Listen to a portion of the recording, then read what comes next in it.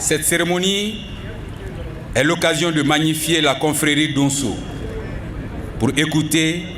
et regarder le savoir-faire de ces gardiens de la tradition. Pendant 3 jours, les adeptes du Donsongoni seront gratifiés des voix sublimes des maîtres de la parole comme Yoro Sidibé, Ségouba Traoré et j'en passe. Le thème de cette année est très évocateur. Compte tenu du contexte socio-sécuritaire de notre pays, le Donsongoni, facteur de résolution des conflits et de la refondation. Convaincu du rôle et de la place des Donso dans la société traditionnelle, la culture est un excellent vecteur de la cohésion sociale et de la résolution des conflits. L'occasion est bonne pour remercier les organisateurs de la perpétuation de cette cérémonie. Il permettra de valoriser et de faire découvrir le Donsongoni et le plus précisément la tradition des chasseurs au grand public. L'un des rôles dévolus aux chasseurs était de protéger les villages contre les brigands. Il se devait d'assurer la sécurité de la population et de leurs biens. Ce rôle subsiste encore de nos jours, malgré l'existence d'une force publique. C'est les Donso qui aspirent et jouent pleinement avec la crise multidimensionnelle que connaît notre pays depuis maintenant plus de 10 ans. Ils continuent toujours ce rôle de stabilisation et de cohésion sociale. Encore une fois, je vous souhaite à toutes et à tous la bienvenue en commune 5 du district de Bamako, Aou Bisibila,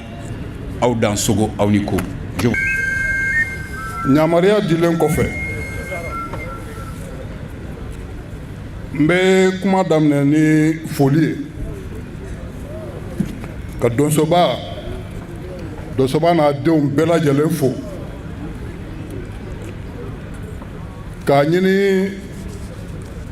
an ka invitew n'o ye Donso minnu nana ka bɔ région kɔnɔ. Ka foli lase u bɛɛ lajɛlen kelen kelen ma. Dunanbaw b'an bolo yan minnu bɔra Côte d'Ivoire jamana kan.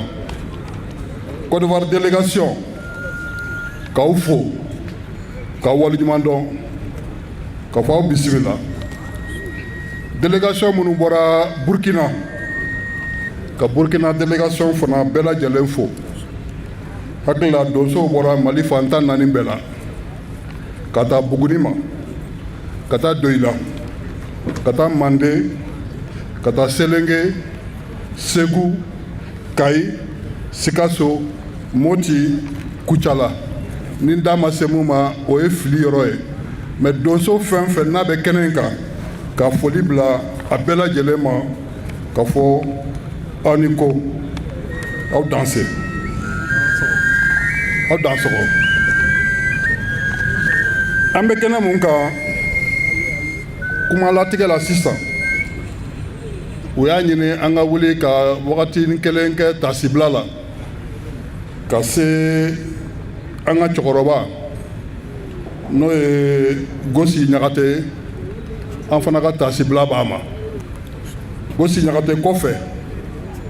Donso fɛn o fɛn n'an taɲara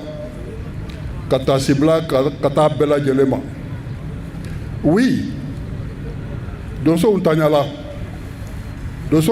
faso kɛnɛ kan. Donso ntanyala parce que u y'a dɔn wagati dɔ la k'a fɔ u kan ka wuli wele tɛ bila olu ma ni fasoko de bɛ sen na. U wulila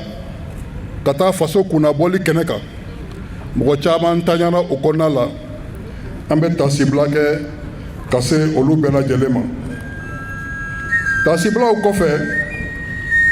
n bɛ foli fana lase commission ma Jigiyabulo ka commission d'organisation mun ye le festival Donsongoni organisé u ka ɲɛmɔgɔ ka foli bila a ma n'o ye Tembeli ye ka foli bila a ma ka da danaya mun taara k'a di ne Abdramane Sila ma ko n ka kɛ parrain ye ni événement senfɛ. A diyara n ye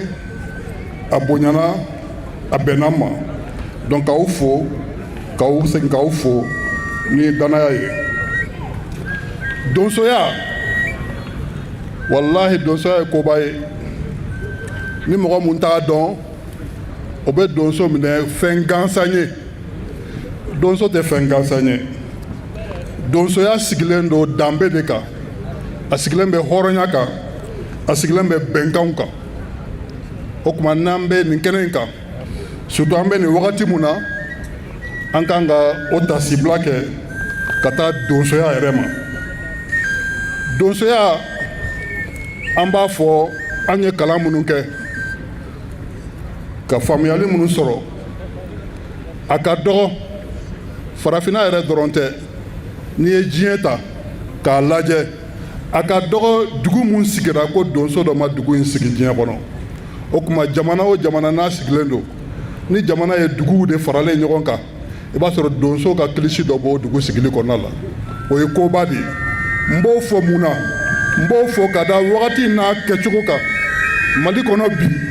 k'a dɔn donsoya ye mun ye fɔlɔ jamana in n'an b'a kɔnɔ bi an k'a dɔn jamana in a gundo dɔ bɛ nin cɛfarinw sigilen bolo yan dɛ o tuma donsoya dugu tɛ yen u ka kilisinin tɛ yɔrɔ mun na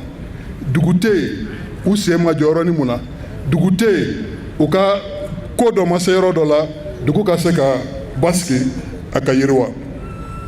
an bɛ donsoya dɔn n'o ye an bɛ donsoya dɔn ni lakana ye u y'a fɔ kuma la sisan ne y'a fɔ n'an ka tasibila kɛ ka se donso minnu binna u ma wele o wa donsoya fana dɔnnen don dɛ an bɛ lakana minnu na an ka duguw la an bɛ dakɔrɔ minnu na an ka sigida fan o fan bɛ yen i b'a sɔrɔ donsow y'an ka lakanala dɔw ye donc an b'u fo n'u ka o lakanali o baara ye donsoya gundo ka ca ne tɛna se k'a bɛɛ fo n bɛ kelen kelenninw de fɔ a la ka se ka kɛnɛ in kan ka donsow u ka wale ɲumanw dɔn u ye o de bɛ n bila a fɔli la n'o tɛ n bɛ fitinin dɔrɔn de dɔn n tɛ se k'a bɛɛ dɔn n bɛ fitinin mun dɔn a la ni n ye lakana fɔ lakana bɛ hadamadenw kan an ka sigiyɔrɔw an ka bololaminɛ minnu b'an bolo n'an bɛ lakana n'olu ye mɛ lakana bɛ kungo kɔnɔ fana donso bɛ kungo kɔnɔ lakana n bɛ deli k'a fɔ n ka barosenw fɛ n ko donsoya an bɛ taa kungo kɔnɔ bagan minnu b'an bolo kungo kɔnɔ donsow b'a dɔn u kan ka sogo mun faga ani u man ka sogo mun faga o de kosɔn tubabukan na n'u ko k'an k'a fɔ n ko chasseur non ne tɛ sɔn fɔli ma parce que chasseur o ye dɔgɔyama dɔɔnin bɔ chasseur kɔnɔna la n'o tɛ donsoya de ye donsoya ye tɔgɔ wɛrɛ t'a la ni donsoya tɛ o tuma donsow k'aw fo donso ko kungokɔnɔsogo banna k'a sara sababu jumɛn kan parce que marifa kɛra bɛɛ ka marafɛn ye donc prédateurs n'o ye a ka hakɛ to kuma n'a fɔcogo don ni mun wulila ko seba ye a bɛ marifa ta a bɛ don kungo kɔnɔ n'a ye bagan mun ye a b'o faga a tɛ kɔrɔ dɔn a la o tɛ donsoya ye o tɛ donso ye parce que donso bɛ mun faga a b'a kɔrɔ dɔn a bɛ mun faga a b'a dɔn a kan k'o de faga donc ka donsow la fo n'u ka o lakana ye wa ni kungo tor'u bolo fana kungo kɔnɔ fɛn minnu n'a fɔra k'u tununa u bɛ segin ka na an b'o ɲini u fɛ o kuma kɔfɛ donsoya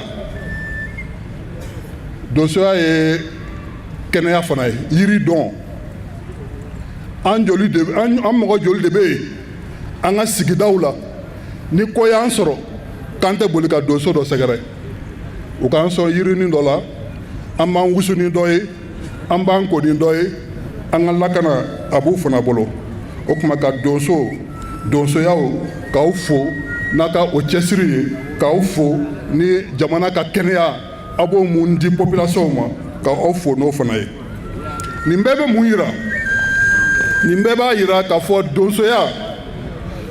jamana kɔnɔ jɔsen dɔ de don ni n ko jɔsen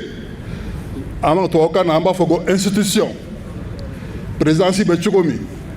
gouvernement bɛ cogo min assemblée bɛ cogo min walahi donsoya fana y'a dama institution de ka sababu kɛ mun ye donso ɲɛmɔgɔba de b'u la wa donso bɛɛ tilennen don a ka ɲɛmɔgɔ kɔfɛ o tɛ dogo ye donso bɛɛ discipline bɛ donso bɛɛ bara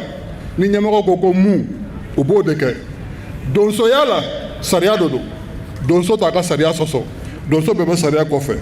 donc o ye institution mun ye anw bɛ ɲini ka san kelen bɔ bi an bɛ hakili jagabaw la donsow ka kan ni jɔyɔrɔ mun ye jamana kɔnɔ fo k'a di donsow ma de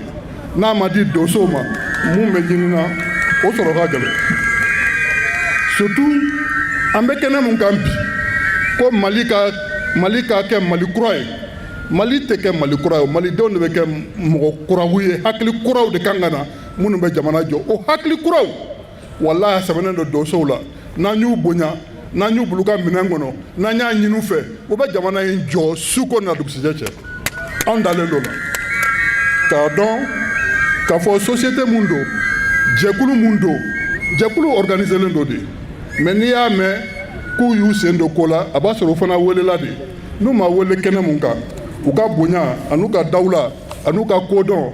a t'o to u ka wuli u yɛrɛ ma ka don la donc an bɛ laɲini mun kɔnɔ an ka association bɛ baara mun na bi n'o ye convention citoyenne pour le renouveau et l'émergence du Mali an bɛ laɲini mun na bi o de ye ka se ka donsoya valeur minnu b'a kɔnɔ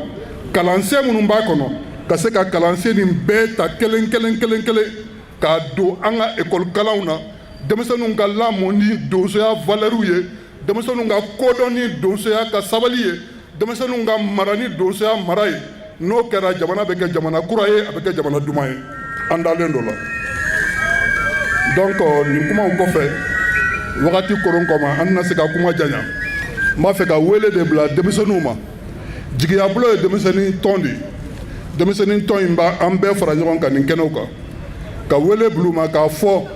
mali cɛmisɛnnin a denmisɛnninw bɛɛ k'i cɛsiri walahi an ka sɛmɛ an ka nin mɔgɔw la an k'an mada u kɛrɛfɛ kalan minnu gundo mun b'u kɔnɔ savoir mun b'u la dɔnniya minnu b'u la an ka na kalan k'u kɛrɛfɛ u k'an bilasira n dalen don a la ni denmisɛnninw y'o siraw matarafa sini o fana bɛ kɛ koba ye jamana in kɔnɔ donc ka denmisɛnnin wele bila denmisɛnnin bɛɛ ma an bɛɛ lajɛlen an ka na an k'an kalifa an ka cɛkɔrɔbaw ma an ka na an k'an majigi u kɛrɛfɛ an ka na an ka kalan sɔrɔ u kɛrɛfɛ fɛn minnu b'a to an ka siniɲɛsigi a bɛ ɲɛ an bolo donc ka foli bila ka se donso bɛɛ lajɛlen ma mali bɛ yɔrɔ mun na bi mali bɛ situation gɛlɛman de kɔnɔ an bɛ wagati jan bɔ an ka autoritéw ka taa président la transition la n'o ye Assimi Goïta ye n ka foli b'a ma gouvernement mɔgɔw n ka foli b'u ma u bɛ cɛsiri la ka ɲini gouvernement mɔgɔw fɛ n bɛ fitinin mun dɔn hakili falen falenw na an ka nin donsow gɛrɛntɛ mun bɛ jamana kɔnɔ n'a ko k'an ka ɲɛ sɔrɔ a la an ka bɔ a dingɛ kɔnɔ an k'an kɔ sɛmɛ an ka nin donsow la n'an y'a kɛ n dalen don a la tigitigi k'a fɔ sinikɛnɛ ma walahi kungo in tɛ taa yɔrɔ jan na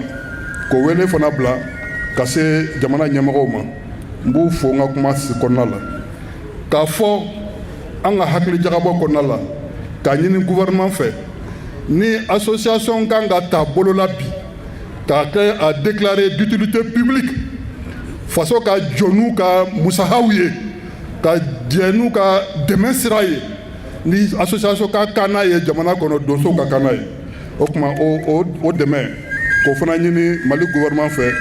an ka o las'u ma n t'a fɛ ka janya kuma la. Du président de CODOCI, confrérie des Dosos de Côte d'Ivoire, je prends la parole pour vous adresser mes salutations. Dans un premier temps, l'année passée, c'était 2021,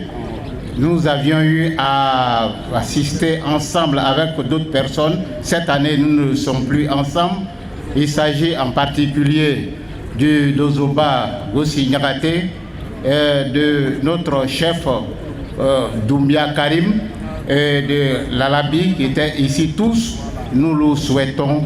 prompt, comme nos condoléances les plus attristées. Que Dieu les accepte dans leur paradis. Maintenant, je voudrais, au nom des chefs d'Ozo de Côte d'Ivoire, transmettre le vœu de toute la Côte d'Ivoire pour que le Grand Mali se retrouve dans la quiétude, dans la paix, dans la stabilité, comme nous le souhaitons tous. Vous voyez, la Côte d'Ivoire est le Mali, nous sommes tous ensemble. Et comme vous le savez, nous sommes les sociologues. Les Dozo sont les sociologues. Ce sont les premiers bénéficiaires de cette situation de paix qui doit régner ici au Mali. Et je vous salue infiniment par cette organisation. Quant à Diablo, je n'ai plus besoin de dire merci, qu'il soit béni. Nous leur souhaitons qu'il soit béni pour pouvoir poursuivre cette œuvre qui rassemble tous les Dozo chaque année. Après une année, nous nous retrouvons à une 7e année. C'est par rapport à leur courage, leur expérience. Je vous remercie. 2 minutes.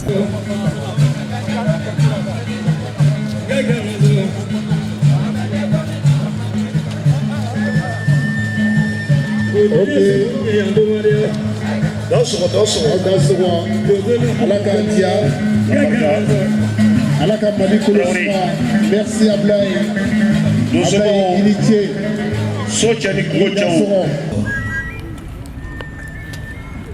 Excellence,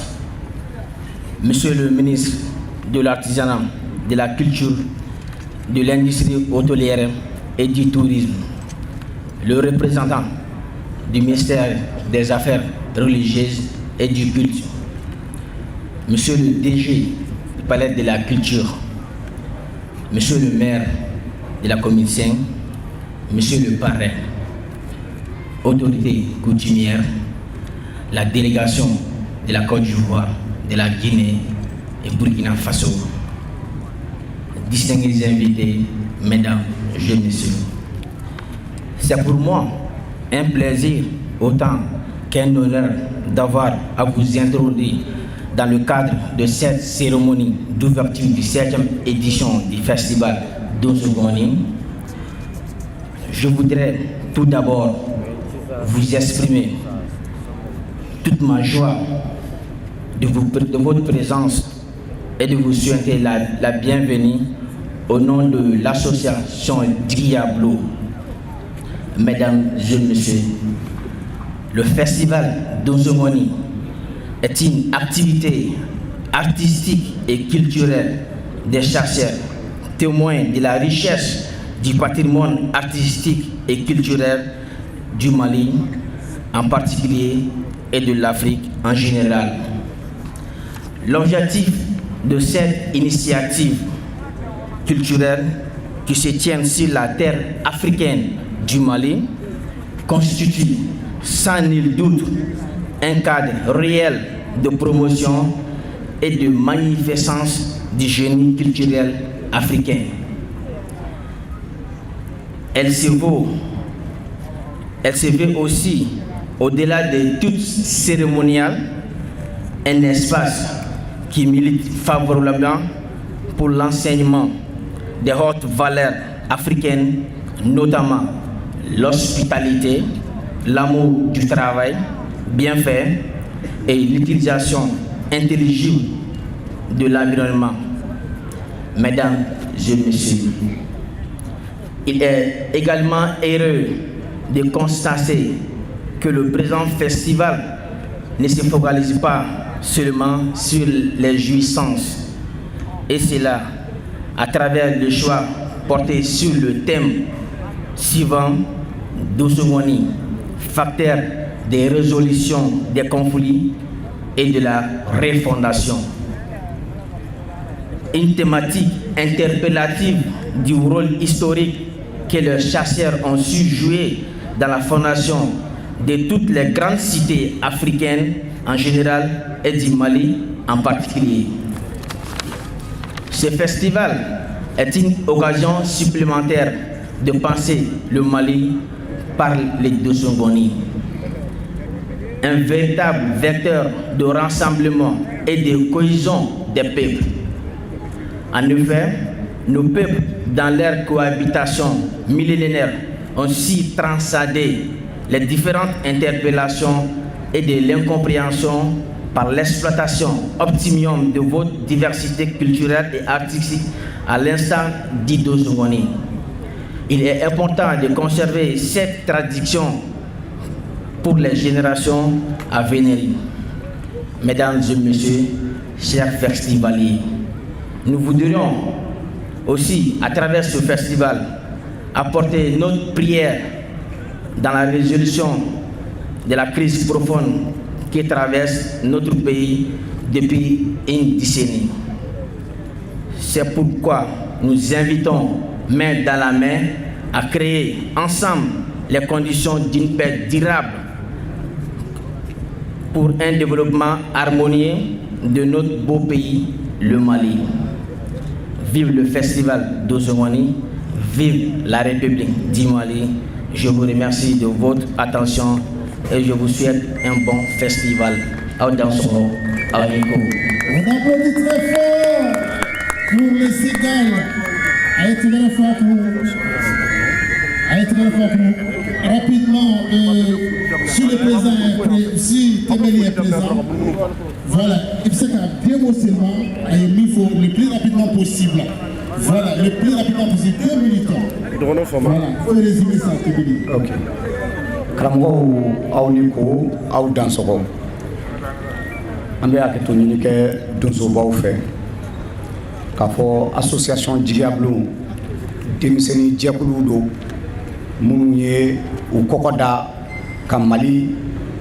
jɔnsen belebeleba dɔ k'u b'a ta k'a y'an ka sanfɛ n'o ye donsoya ye mais an y'a ta jumɛn kan fɔlɔ donso kɔni mais n'i ko ko donso kɔni a bɛ fɔ jɔnni kan a bɛ fɔ donso de kan a bɛ fɔ dɔnnibagaw de kan a bɛ fɔ cɛfarinw de kan jigiyabulon ye nin hakilina de sɔrɔ k'a yira k'a fɔ jamalajɛrɛ camanba bɛ kɛ minnu ye festival ye mais an t'a ye k'a fɔ Mali jɔsen belebeleba dɔ laadakɔrɔfɛnw na o ye donsoŋɔni ye mais an ɲɛ b'a la k'a fɔ ko o tɛ ba la kosɛbɛ an fana ye an ka denmisɛnninya hakilila ta n ko an bɛ donsoŋɔni ta k'a yakubaya diɲɛ ka a ye diɲɛ k'a dɔn ko fɛn min don diɲɛ k'a dɔn ko donsoŋɔni jɔyɔrɔ ye mun ye Mali kɔnɔ ala barika la an ye san kelen kɛ nin ye an san 7nan ye a la a kɛra jɔnniw ka yamaruya kɔnɔ donsoŋɔni fɔlɔ a kɛra jɔnni ka yamaruya kɔnɔ donso a kɛra jɔnni ka yamaruya kɔnɔ somaw a kɛra jɔnni ka yamaruya kɔnɔ dɔnni dunke bɛɛ lajɛlen a kɛra maliyɛnw ka yamaruya kɔnɔ a kɛra an ka jamana ɲɛmɔgɔw ka yamaruya kɔnɔ mun b'o yira an na bi an ka ministre de la culture a y'a sen bɔ a kɔnɔkɔrɔ an b'a dɔn ko a ka programme chargélen don jamana bɛ lahala mun na mais a ko k'a bɛna sigi donsow fɛ ani jigiyabulon fɛ k'a yira k'a fɔ ko Mali hakili b'an na ko gouvernement hakili b'an na o ye an fa jigiyabulon tɔgɔ la secrétaire général ye discours mun kalan ne ma don o détail kɔnɔ kosɛbɛ mais n ye donsow de fo k'u ka waleɲuman dɔn segu ma nin denmisɛnnin jɛkuluw k'a fɔ k'u bɛ donsoŋɔni organiser cɛkɔrɔba dɔw bɛ yan u bɛ san 80 bɔ dɔw bɛ yan u bɛ san 90 bɔ dɔw bɔra kilo 100 na dɔw bɔra kilo 190 na dɔw bɔra kilo 2000 olu ka wuli ka n'a fɔ ko denmisɛnninw y'an wele an bɛna ka na o lajɛ o b'a yira ni donsoya tɛ foyi tɛ se ka nin kɛ donso an b'aw fo aw dansɔgɔ aw ni ko ala ka aw sara jamana ɲɛmɔgɔ an b'aw fana fo n'i banni yɛrɛ la diɲɛ bɛ ba i la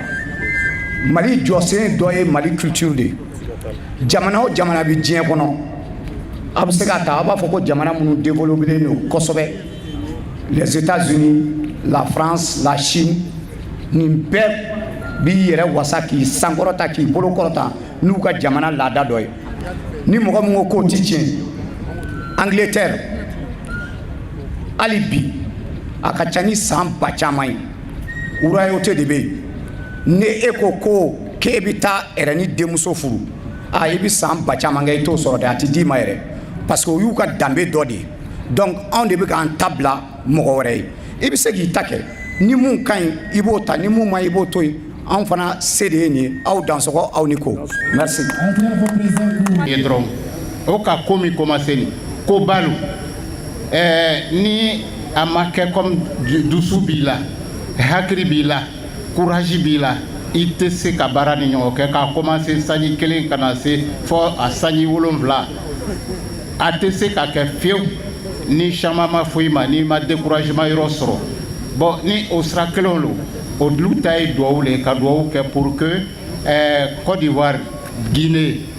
Burkina jamana fɛn fɛn bɛ lamini na an bɛɛ ta duwawu baw ye pour que o bɛ se ka continuer koɲa nin na